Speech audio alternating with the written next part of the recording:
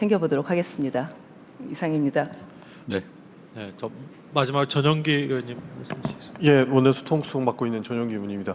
저도 그 청년 문제 한 가지만 말씀드리고 싶은데요. 일단 기본적으로 기회 요인을 넓히는 데에서는 많은 분들께서 고민을 해주시고, 그리고 청년들이 직접 의견을 내서 반영시켰기 때문에 이 디테일 문제는 잡아갈 수 있을 거라고 보고 있습니다.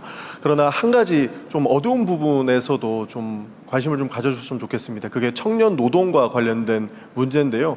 아직까지 노동 현장에서 중소기업에서는 어떻게든 임금을 좀 작게 주고자 하는 시도들이 있는 것 같습니다. 저도 많은 청년들을 만나봤지만 계약서 상의 문제로서, 그러니까 임금 체계를 한 3개 분류로 나눠서 최저임금도 안 주려고 하는 시도들이 많이 포착됐다. 그리고 그러한 계약서로 인해서 실제로 최저임금 못 받는 청년들이 생기고 있고요. 저도 한 청년을 만났는데 굉장히 놀랬던 부분이 어떤 병원에서 간호조무사로 일하고 있는 청년이었는데, 그 친구는 병원이 쉴 때 본인의 휴가까지 차감되는 그런 계약을 했다고 합니다.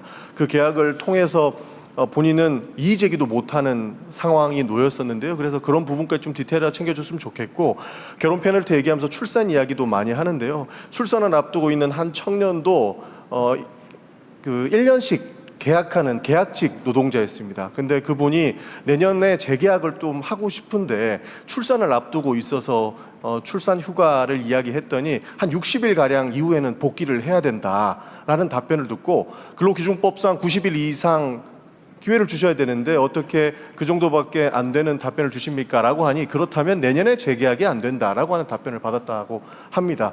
그렇기 때문에 청년들이 아직까지 이 근로기준법에서는 굉장히 좀 약자의 모습을 또 보이고 있는 부분이라서 그런 부분을 좀 챙겨주셨으면 좋겠다는 말씀을 드립니다. 그리고 노동과 AI와 함께 우리 국가 대도약을 설계하고 있기 때문에 AI 시스템을 한 번에 만들 수 없다면 노동 정책과 관련된 AI 비서는 좀 있었으면 좋겠습니다. 그러니까 쉽게 얘기해서 노동법을 몰라서 중소기업에서 일하는 청년들이 굉장한 사각지대에 놓여 있거든요. 그래서 이 노동법과 관련해서 내가 이러한 대우를 받고 있는데 이것은 근로기준법상에 충족되는 요건인가? 라고 직접 물어보면 대답을 받을 수 있으면 현장에서는 직접적으로 조금 반영을 즉각 시켜서 그런 사각지대에 놓인 청년들이 좀 해소되지 않을까 하는 생각에 의견을 드렸습니다. 이상입니다.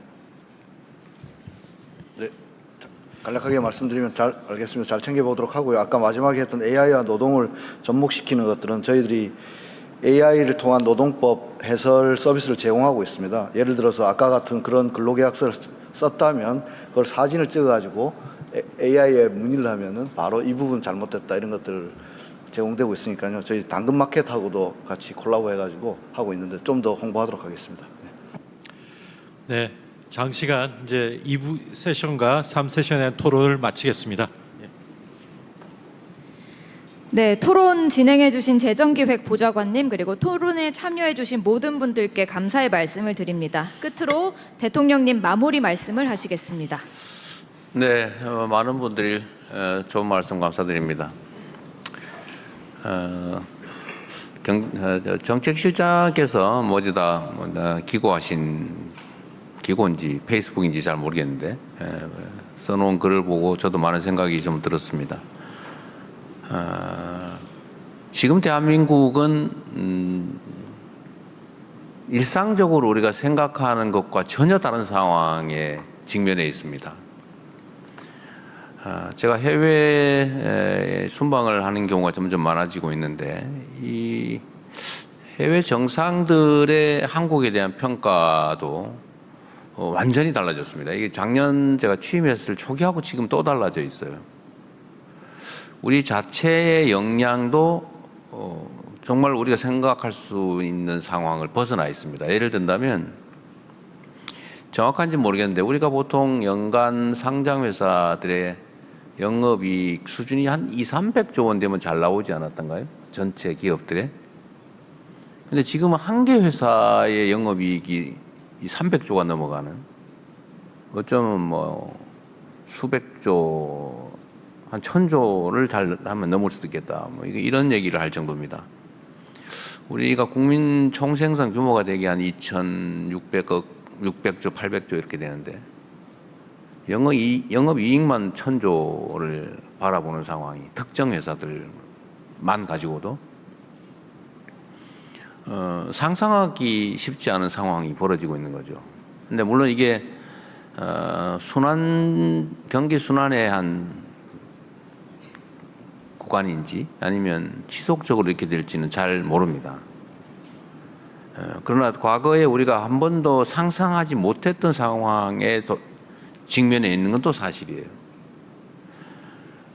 우리의 국제적인 평가 또는 우리가 가진 예를 들면 문화 역량이나 뭐 연구개발, 교육, 인적 자산, 하다못해 수출, 연구개발, 국방, 산업 역량, 또 특히 이 중에서도 이제 정치적인 민주주의 역량, 이게 다른 나라들과 비교 불가한 정도 수준으로 지금 나아가고 있는 것 같습니다.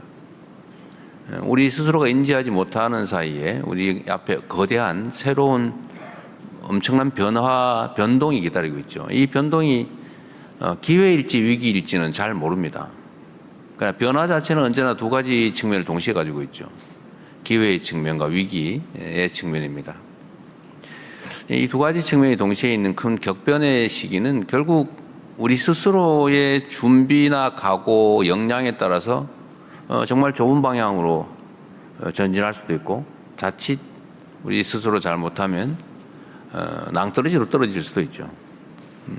역사 속에서 우리는 그런 경험들을 많이 하지 않습니까? 예를 든다면 뭐 근대화의 기회를 잘 살렸던 측면도 있지만 다른 나라들 같은 경우는 잘 나가다가 또 완전히 또 추락하는 경우도 있었죠. 가장 크게 영향을 미치는 것은 역시 정치적 역량 같습니다. 그 사회 공동체의 리더들이 어떤 마인드로 어떤 역량을 가지고 있느냐에 따라서 그 사회의 미래가 완전히 달라지는 것 같아요. 지금 우리가 그 변곡점 위에 서 있다고 저는 생각합니다.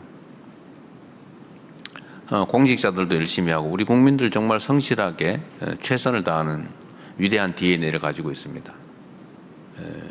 문제는 정치적 역량 같아요. 서로 잘하기 위해서 경쟁하고 또 정치인 또는 정치 집단들이 우리 사회를 어떻게 잘 만들 수 있을까를 고민하는, 그래서 스스로의 역량을 키우는 집단, 공동체하고 막 헐뜯고 누가 망하기만 기다리고 망하도록 고사를 지내는 것을 넘어서 발목을 잡아 방해하고 이러는 사회, 이거는 정말 흥망을 결정하는 것 같습니다. 저도 각오를 새롭게 하고 있지만 우리 총리님을 비롯한 우리 공직자들도 최선을 다하고 있습니다.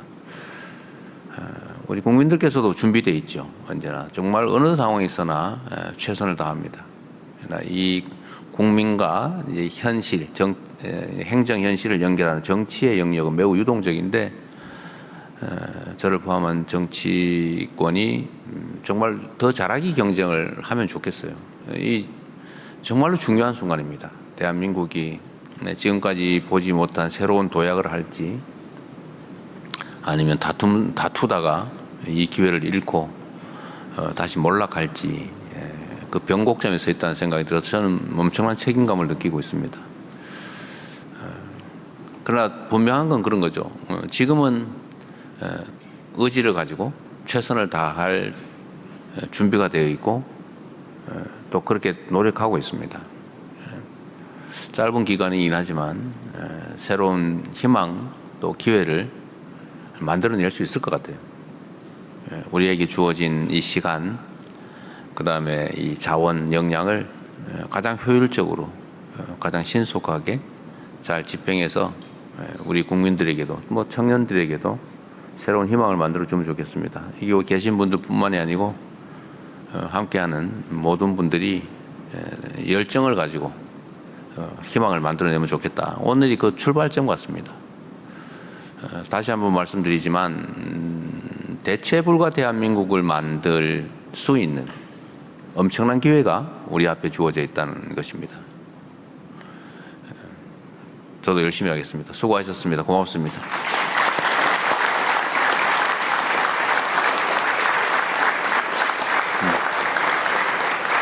네, 말씀 감사합니다.